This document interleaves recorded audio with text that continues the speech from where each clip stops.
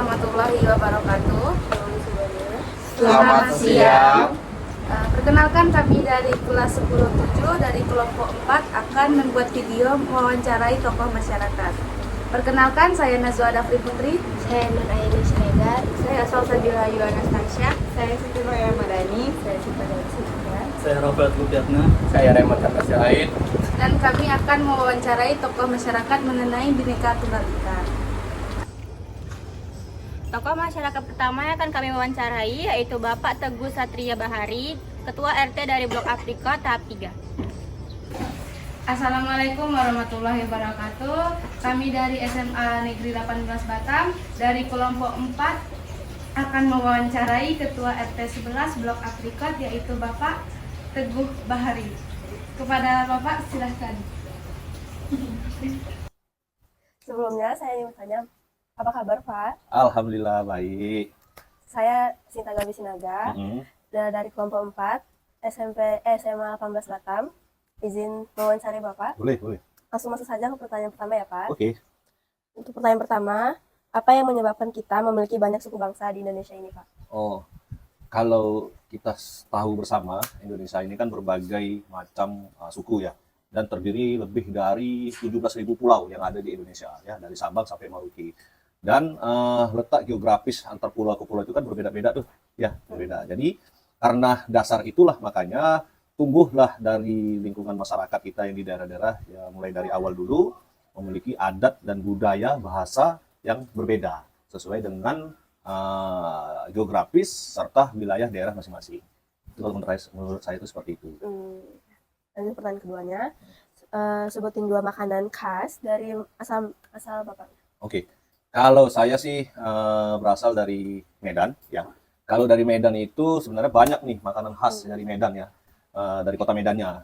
Terutama dari kota Medan itu yaitu yang pertama ikan asik ya. Ikan asik itu adalah ikan mas yang diolah langsung dari bahan-bahan asli dari kota Medan. Itu dia, ikan mas itu. Kemudian ini yang menarik nih dari kota Medan yaitu ciri khasnya itu adalah Bika Ambon ya. Kita tahu, mungkin ada adik juga tidak tahu ya, Bika Ambon itu berasal dari kota Medan, bukan dari kota Ambon nih.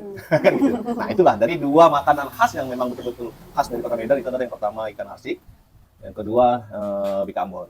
Itu dia. Selanjutnya, apa yang membuat kita tetap bersatu meskipun banyak perbedaan menurut Bapak? Oh, hal yang membuat kita bersatu yaitu mungkin adik-adik semua juga sudah belajar ya, walaupun masih kelas 1 SMA dan mungkin di kelas sebelumnya di SMP juga belajar. Hal yang membuat kita bersatu yaitu memang dari negara ini sudah ada landasan, itu Bhinneka Tunggal Ika. Paham kan tahu ya? Bhinneka Tunggal Ika itu adalah artinya berbeda-beda tapi satu, kan itu satu jiwa kan. Nah, itulah yang membuat kita satu dari Sabang sampai Maluku, dari lebih dari 17.000 pulau ya, yang membuat satu suku, agama, bangsa, adat dan istiadat itu adalah satu, yaitu Bhinneka Tunggal Ika tadi itu. Itu dia.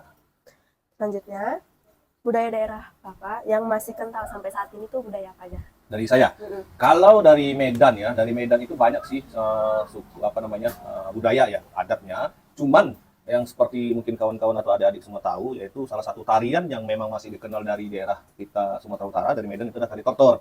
Nah, itulah yang sampai saat ini masih dibawakan oleh penerus baik dari segi seni, kelompok seni, kelompok tari maupun kelompok-kelompok sekolah yang setiap ada kegiatan-kegiatan itu selalu dibawa untuk tetap ditampilkan ke masyarakat. Itu dia. Yang menarik dari suku Bapak mungkin apa?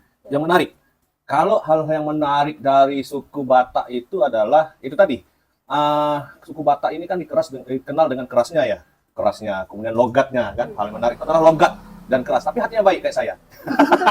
Itu yang menarik ya. Sebelah ya sama ya. Itu hal menarik dari suku saya. Benar kata adik ini Mas nih ya. Ya itu yang menarik. Dan tadi yang lebih menarik adalah kita kuenya aja menarik nih. Nah, kue menarik. Contoh kayak Bika Ambon. Kami dari Medan aja kok ada kue Bika Ambon. Asal Bika Ambon ini sebenarnya dari mana kan gitu kan? Nah, itulah hal yang menarik. Kemudian yang kedua, di Medan itu berbagai macam suku ya. Di kota Medan itu berbagai macam suku. Ada suku Minang, suku Jawa, Aceh, Nias. Tapi tetap seperti daerah-daerah lain kita tetap menjaga dan menghargai adat budaya dari suku kita masing-masing. Itu seperti itu yang ada di kota Medan. Kalau menurut Bapak, pengaruh adat istiadat di kehidupan sosial itu gimana? Oh, kalau di kehidupan sosial ini ya, pengaruh adat istiadat itu sangat penting ya. Contohnya kita nggak usah jauh-jauh dari kehidupan sosial dari sekolah nih. Ya, kehidupan sosial di sekolah ini kita kan terdiri dari berbagai macam suku ya. Ada mungkin Jawa, ada suku Minang, ada suku Medan. Nah, itu sangat penting karena dari situ kita bisa saling belajar ya, saling belajar bagaimana budaya dan adat dari suku teman kita yang lain. Kemudian bagaimana juga kita bisa saling menghargai adat yang harus tetap dijaga dari suku lain itu tadi. Jadi kita tidak saling ada namanya itu tidak saling bergesekan antar suku, tidak saling ngejek-ngejek ya. Contohnya mungkin dari suku Batak ketika dia ngomong dengan logat yang ini kan kita tetap menghargai kan gitu kan, walaupun sedikit lucu kan gitu kan, tapi tetap kita ini. Nah, itulah pentingnya budaya yang ada di kehidupan sosial kita. Itu dia. Untuk dalam kehidupan bermasyarakat, pengaruh adat istiadat itu seperti apa? Kalau sebenarnya sama ya, di kehidupan sosial dengan kehidupan masyarakat, adat istiadat itu sangat berpengaruh, penting ya, sangat berpengaruh penting, terutama di kehidupan masyarakat lah. Karena kalau kita tidak bisa menghargai adat istiadat budaya tadi di kehidupan masyarakat, ya mungkin kita tidak bisa hidup seperti ini. Kan gitu. Di Indonesia ini homogen, banyak berbagai suku, bangsa, agama. Jadi ya harus tetap kita jaga nih kehidupan adat kita, bagaimana cara kita menghargai, bagaimana cara kita untuk mengimplementasikan budaya kita di kehidupan masyarakat tadi itu, terutama di kehidupan sosial. Karena memang di Indonesia ini sebelum lahirnya hukum Indonesia, kita sudah mengenal dengan hukum adat, hukum budaya, kan gitu kan. Tetapi dengan terbentuknya negara Indonesia mengimplementasikan bahwasanya hukum Indonesia ini lebih dari hukum adat dan budaya. Tetapi itu kembali juga ke adat budaya kita masing-masing, kan gitu kan. Ketika hukum Indonesia tetap kita laksanakan dan kita hukum adat dan budaya kita tuh juga kita tetap laksanakan. Itu dia pentingnya adat istiadat budaya di kehidupan masyarakat. Itu dia. Dan sekarang kan Pak, udah ada yang namanya Gen Z, Gen apa gitu kan, dan selalu identik dengan kenakalan para remaja. Menurut Bapak, peran dari adat istiadat itu di kenakalan remaja itu seperti apa? Kalau peran, karena memang di dunia sekarang ini ya, seperti yang Mbak tadi sampaikan, itu ada yang namanya Gen Z tadi itu ya. Itu peran adat dan budaya di kehidupan remaja khususnya ya, di kriminal tadi ya, itu sangat berpengaruh. Karena apa? Karena dari lingkungan keluarga sendiri, kita di orang tua itu sudah memperkenalkan bagaimana kehidupan adat dan budaya di keluarga kita, kan gitu kan. Tetapi memang di zaman yang sekarang ini kita tidak bisa menampik dengan kemajuan teknologi dan modernisasi, itu makin lama mungkin adat dan istiadat untuk tingkat remaja itu sudah mulai ditinggalkan. Tetapi tidak menutup kemungkinan sekarang ini banyak kita lihat di daerah-daerah, kemudian di sanggar-sanggar itu sudah mulai mengikuti perubahan zaman ya. Jadi adat tadi ini, budaya tadi ini sudah mulai mengikuti perkembangan zaman yang bisa diikuti oleh generasi Gen Z tadi. Gen Z tadi itu dia. Contoh kayak segi tari-tarian tadi ya, mungkin kalau di zaman dahulu tari-tarian itu tidak sebagus yang sekarang ini kan. Sekarang di dunia modern ini kan sekarang lebih bagus lagi ya. Banyak dance yang tradisional itu kan banyak dikembangkan itu. Nah, itulah yang sangat penting kita bawa generasi sekarang ini, Gen Z tadi ini harus lebih mengenal tentang adat dan budaya gitu loh. Karena kalau kita tidak kenal, bagaimana kita bisa menghargai antara satu dengan yang lain, kan gitu kan. Nah, itu kalau menurut saya itu seperti itu. Dan untuk menjaga adat istiadat itu di zaman yang sudah maju ini seperti apa? Kalau untuk menjaga adat dan istiadat di zaman yang modern ini, sekarang ini, ya salah satunya mungkin ya, yang mungkin masih ada sekarang itu adalah di lingkungan sekolah. Ya, di lingkungan sekolah itu memang terus selalu digalak tentang adat dan istiadat dan budaya, kan itu kan. Dan itu harus kita jaga. Dan kemudian kalau di kehidupan sehari-hari, di kehidupan keluarga yang harus kita jaga agar adat istiadat budaya ini tetap ada, yaitu tadi itu penggunaan bahasa daerah kita dengan keluarga kita. Agar apa? Agar kita tahu nih, dengan penggunaan bahasa daerah, kemudian dengan pengenalan daerah dari asal kita, itu kita bisa tahu. Walaupun kita tidak tidak lahir dan belum pernah berkunjung ke daerah itu, minimal kita bisa mengerti dan memahami pertama kali bahasa daerah kita masing-masing. Itu dia. Selain dari lingkungan sekolah, juga dari lingkungan keluarga yang sangat penting untuk menjaga adat istiadat tadi ini di dunia sekarang ini. Itu menurut saya seperti itu. Menurut Bapak nih kan, di yang sekarang kan kriminalitas itu semakin tinggi Iya, angkanya. benar. Menurut Bapak, adat istiadat itu bisa nggak menurunkan kriminalitas itu? Itu sangat bisa membantu. Makanya seperti yang saya sebutkan tadi, hukum adat dan istiadat ini ya itu duluan lahir daripada kita hukum di negara. Tapi karena kita sudah terbentuk negara, ada hukum negara, makanya kita juga harus mengikuti dari hukum negara ya gitu ya. Malah kalau kita bisa pelajari dan lihat ya, hukum adat ini ya itu lebih menurut saya nih lebih sakti lah daripada hukum-hukum yang lain kan gitu kan. Hukum adat ini lebih sakti dan lebih lebih dihargain di lingkungan masyarakat, khususnya di daerah kan gitu kan, daripada ini. Karena ada di satu daerah itu yang memang jika melanggar hukum adat itu ya membayar atau melunasi itu dengan hukum adat kan gitu kan, kayak di daerah-daerah yang lain kan gitu kan. Dan tetap juga diikuti dengan hukum yang ada di negara Indonesia. Itu seperti itu. Baik, sekian dari wawancara kami. Banyak maaf. Sekian. Wassalamualaikum warahmatullahi wabarakatuh. Waalaikumsalam. Baik, selanjutnya kami akan mewawancarai pihak kedua dan ketiga, yaitu Bang Rizky Harahap dan Bang Nizam dari Unif Rider 136 Tuah Sakti. Selamat siang, kami akan melanjutkan wawancara kedua bersama Bang Rizky Harahap. Dan pertama, apa yang menyebabkan kita memiliki banyak suku bangsa di Indonesia ini? Faktor penyebab banyaknya budaya, keberagaman suku dan budaya Indonesia terdiri dari 4 hal yang saya ketahui. Mungkin dari letak wilayah, bentuk negara kita yang kepulauan, dan mungkin dari sana juga dahulu kan. Penjajah masuk yang bercampur-campur juga. Itu aja yang saya ketahui. Pertanyaan keduanya, coba abang sebutin makanan dua makanan khas dari luar sana. Kalau makanan khas dari wilayah saya sih ikan masak sih, dan telur masak. Kalau untuk yang biasa kita bawakan untuk oleh-oleh keluar kota ini biasanya di Ambon, Kukui kan. Udah itu aja. Hal menarik di suku abang itu apa? Hal menariknya itu apa sih? Hal menarik ya kalau Batak itu dari Kariangan, ya kan? Dari sejarah leluhurnya juga menarik.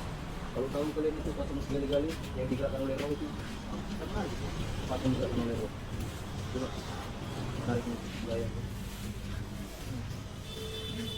Kan banyak perbedaannya kan juga. Abang apa yang membuat kamu masih banyak perbedaan? Karena adanya bineka tunggal ika. Untuk pengaruh adat istiadat dalam kehidupan masyarakat itu gimana? Kalau itu gampang gitu ya. Contohnya dari adanya saling menghargai, gotong royong, baru gimana di sini masih tinggi kepercayaan orangnya terhadap adat istiadat. Gimana cara menjaga adat istiadat di masyarakat modern sekarang?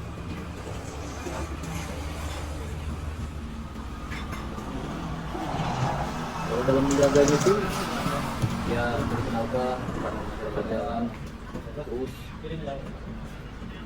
contoh kecilnya dari pelajaran di budaya kan, ya kan, tarian, kalau musik bahasa daerah, itu udah salah satu contoh yang dijaga itu dalam kehidupan. Sekian dari wawancara kami. Maaf jika ada salah. Terima kasih. Assalamualaikum warahmatullahi wabarakatuh. Baik, kami akan melanjutkan wawancara kami yang ketiga bersama Nizam. Nizam aja, Bang. Kepada Bang Nizam, kami persilakan. Menurut saya yang pertama, menurut abang apa yang menyebabkan kita memiliki banyak suku bangsa? Yang pertama kita negara yang terdiri beberapa pulau. Maka dari itu kita memiliki banyak suku. Dan yang kedua, memang dari segi mayoritas kita dari ras yang berbeda. Nah, ada yang mungkin dari bangsa Arab, dari Portugis atau dari mana lah asalnya pun ada. Makanya kita itu bergabung memiliki banyak ras dan suku. Nah, itu aja. Yang pertanyaan kedua, sebutkan 2 makanan khas dari suku abang. Melayu, kalau sebetulnya Melayu ada banyak. Nah, cuman kalau Melayu kami makanan khasnya rempah kuning sama selada. Nah, rempah kuning ini makanan terbuat biasanya ikan atau daging, cuman masaknya lebih kekuningan ditambah kunyit. Yang ketiga, apa yang menarik dari keragaman suku bangsa? Bangsa ya, yang menarik suku bangsa yang untuk Melayu bangga pertama dari segi adat istiadatnya dan kentalnya adat istiadat itu. Pertanyaan yang keempat, apa yang membuat kita tetap bersatu meskipun banyak perbedaan? Yang membuat kita satu masih perbedaan. Pertama kita terikat oleh Pancasila. Pancasila pertama, Pancasila berapa itu? 3 ya. Persatuan Indonesia. Yang pertanyaan kelima, sebutkan budaya daerah abang yang sampai saat ini masih banyak dilakukan. Budaya. Apa ya?